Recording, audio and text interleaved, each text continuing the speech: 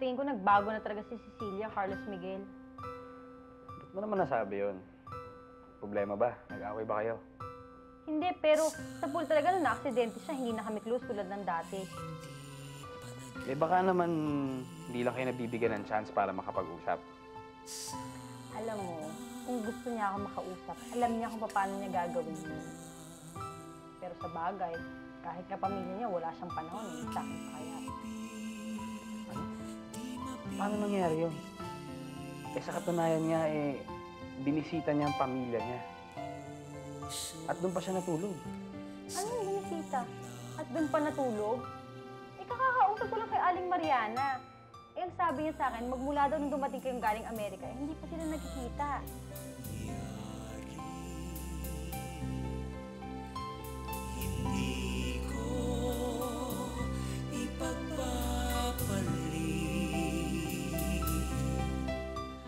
So ang sinasabi mo sa akin, eh ni minsan, eh hindi ba binibisita ni Cecilia si Inay Mariana sa bahay nila? Oo, yun ang sabi sa akin ni Aling Mariana. Bakit? Ano bang sabi sa'yo ni Cecilia?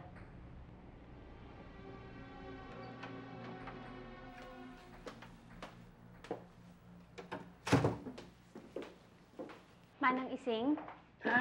nakahanda na ba yung kotse? Oo naman, Cecilia. Kanina ka pa nga inaantay ng driver. Cecilia? Anong Cecilia? Senyorita ang itawag mo sa akin.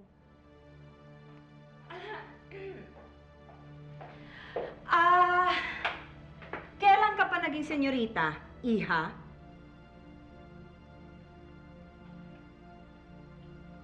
Polka. Anak si Olka. Patay na si Olka. Patay na si Olka.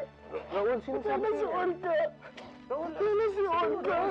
Patay na si Olka. sinasabi sa inyo? Patay na si Olka. Patay na si Olka.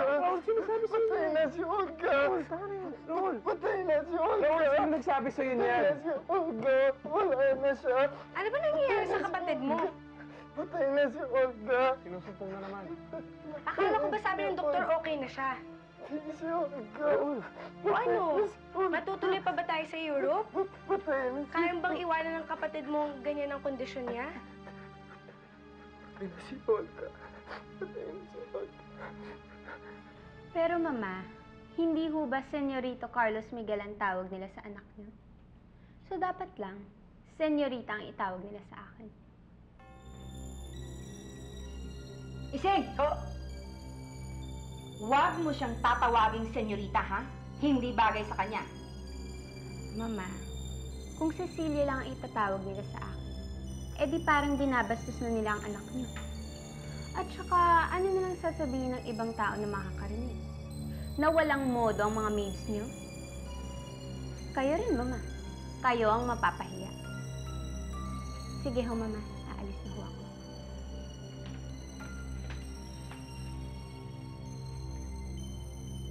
Ambisyosa!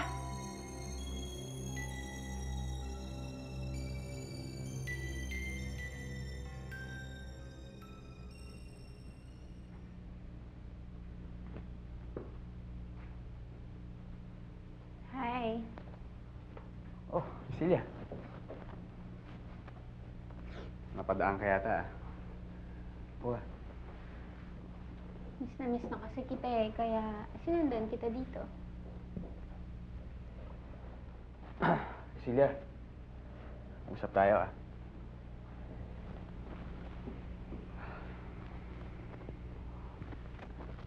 Mag-asawa tayo, di ba? Kaya ayoko sanang may tinatago ka sa akin. Saan ka nagpunta nung gabing hindi ka umuwi sa bahay? Kina Inay Mariana. Alam mo yun, hindi ba? Pero bakit ang sabi ni Esme eh, ni minsan daw hindi mo pa dinadalaw ang inay? So saan ka nagpunta nung araw na yun?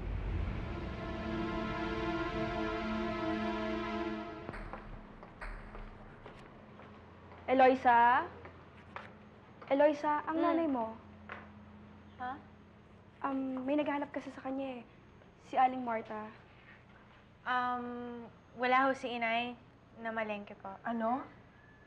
Hindi siya dapat naglalabas dahil hindi pa siya magaling. Eh, paano ho siya makakalabas ng kulyon kung hindi pa po siya magaling? Kasi anak, tumakas lang siya. Tumakas lang ang inay? Hindi pa siya magaling? Oo eh. Kaya dapat, kung gusto mo talaga siyang gumaling, eh pilitin mo siyang makumbinse na bumalik sa leprosarium. Oh, eto ang calling card ko. Hindi na ako magtatagal. Aasahan ko ang tawag mo, ha? Oh, sige, Leona, mauna na ako. Salamat. Sige po, walang anuman. Ingat po kayo. Salamat. Yaki, Loisa.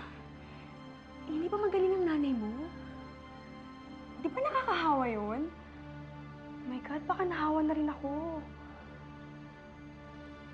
Humanday ang babaeng yan sa akin. So, saan ka nagpunta kung hindi mo dinalaw si Inay Mariana? Sa kaibigan ko, doon ako nakitulog.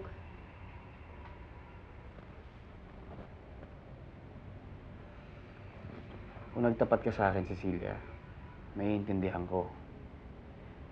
Pero bakit hindi mo sinabi sa akin? Bakit iba ang sinabi mo sa akin? Dahil alam kong gustong-gusto mong dalawin natin si Inay. Pero ayoko. Bakit, Cecilia? Bakit ayaw mo dalawin ng Inay Mariana? Dahil masama siyang ina.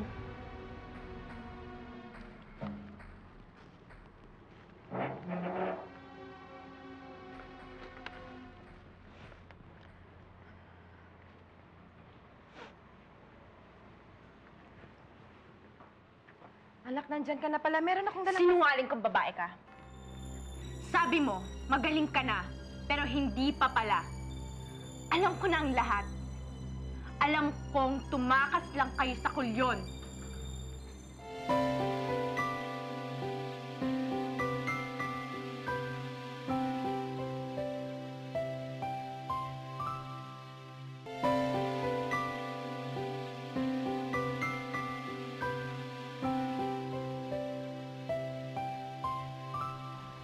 Ano ibig mo sabihin? Carlos Miguel, hindi ko lang sinasabi sa'yo. Pero simula nung bumalik tayo galing Amerika, parati niya akong tinatawagan. Tapos hinihinga niya ako ng pera. Gusto niya kwartahan kita tapos ibigay ko sa kanya. Ayoko yung mga pinapagawa niya sa akin. Pero nagagalit siya. Kaya kita mo, nung kasal natin, hindi siya sumipot. Ginigipit niya ako. Alam niyang hindi kita kaya lokohin. Pero pinipilit niya pa rin ako. Ayoko talagang gawin Carlos Miguel eh. Pero alam ko sasaktan niya ako.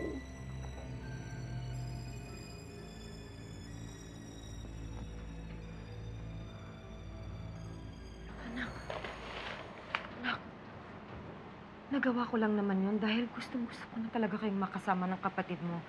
Gustong-gusto ko kayong makita. Eh kung mahawa kami sa inyo, Nay. Ha? Ano? Hindi. Huwag Gagaling niyo ako. akong hahawakan! Nakakadiri kayo! Hindi ako naniniwalang gagaling pa kayo. Hindi na kayo gagaling, Nay!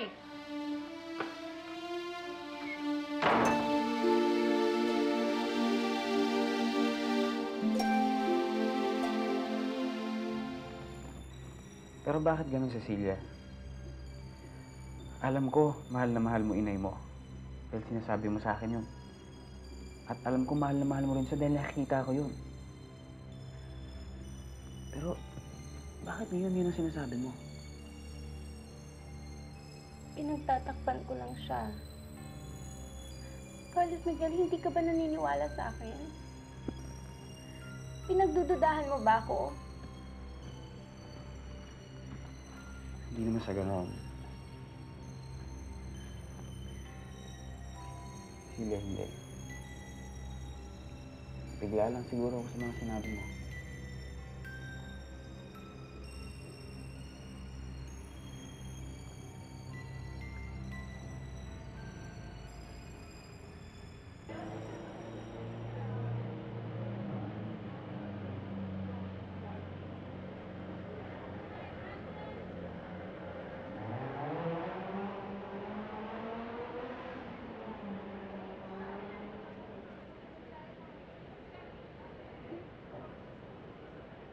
Kamusta kayo?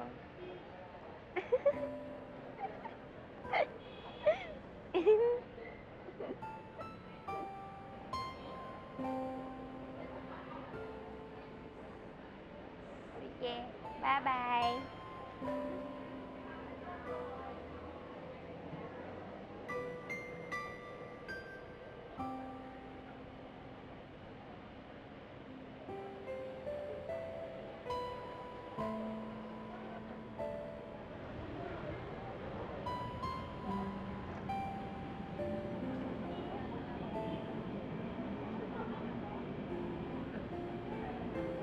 Nanay?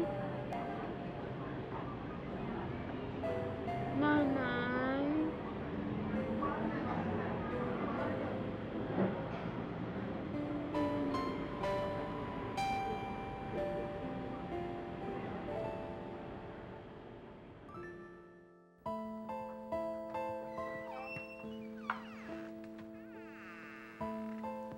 Ano namang ginagawa mo dito? Nakikiusap ako, Agnes. Ilabas mo na si Olga. Gagaling lang si Raul kapag makita siya.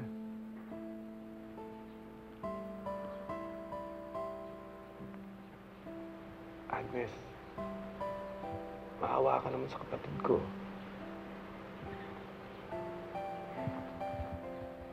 Ilang beses ko bang sasabihin sa'yo?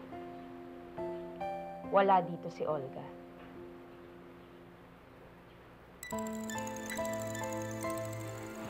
Vladimir.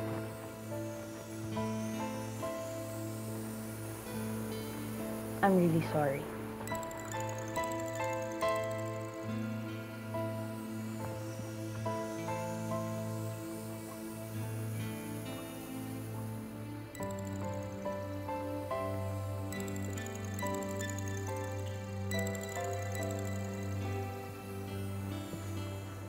Huwag kang makikiusap sa akin, Vladimir.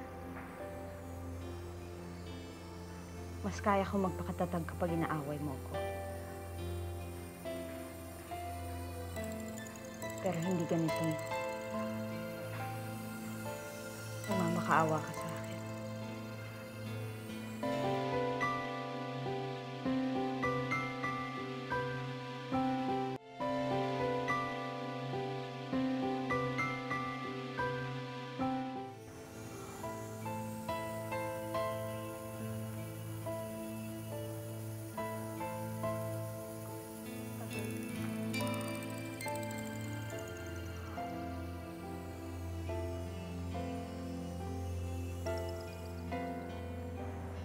Hi, Sister Red. Excuse me, ha? Yes. Sino yung kausap ni Apollo? Ah, yun. Ano, siya yung bagong hired na legal assistant sa legal department. Ang ganda niya, no? Yeah. Sobra, ganda. Thank you, ah. Oo, sige. Thanks so much.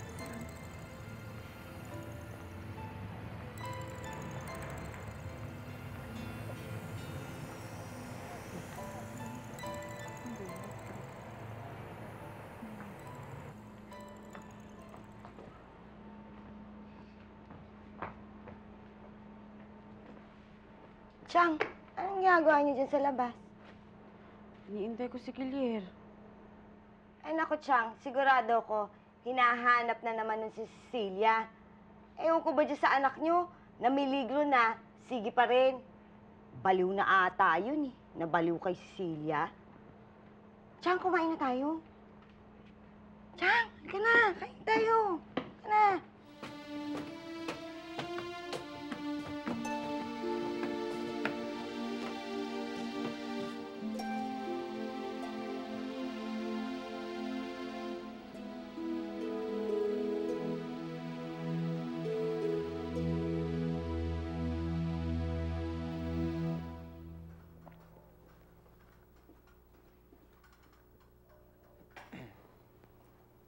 Wala ho si Cecilia dito eh. Ang paalam niya sa akin eh, meron lang daw siyang titignan sa mall. Ganun ba iyo? Eh di...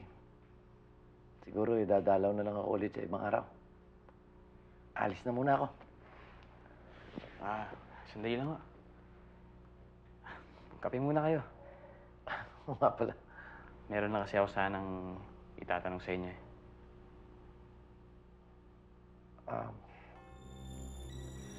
Tungkol saan?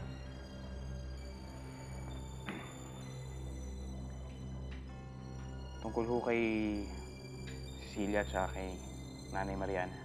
Ano bang sinabi sa'yo ng asawa mo?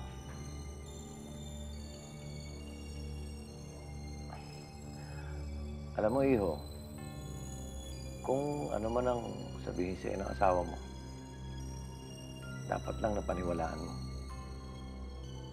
Mabait na bata yan si Cecilia at hindi marunong magsinungaling. Alam ko dahil halos ako ang nagpalaki sa kanilang dalawa ng kapatid niya.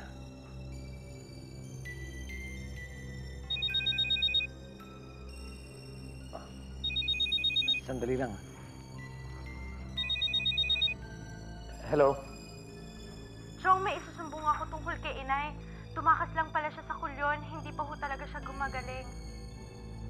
Ganun ba? Hindi na balik. Pauwi na ako. Sige, salamat. Paano, iho? Talagang kailangan na ako umalis eh. Babalik na lang ako sa ibang araw. Pakisabi na lang kay Cecilia. Dumaan ako. Sige. Hatid ko na ako kayo. Salamat. Okay.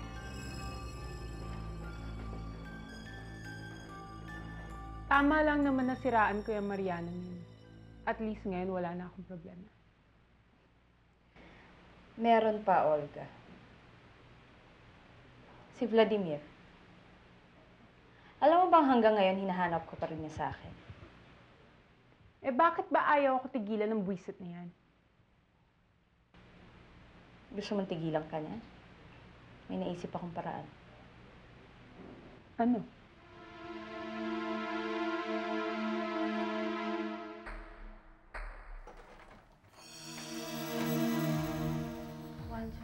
Halika, babae ka. Halika, sumama ka sa akin. May pupuntahan tayo. Ibabalik kita sa impyerno pinanggalingan mo! Halika! Dito ka! Nakakahiya ka! Hindi ko na pala magaling. Gusto mo pa kami mahawa sa kretong mo! Ha? Halika! Halika! Halika! Halika!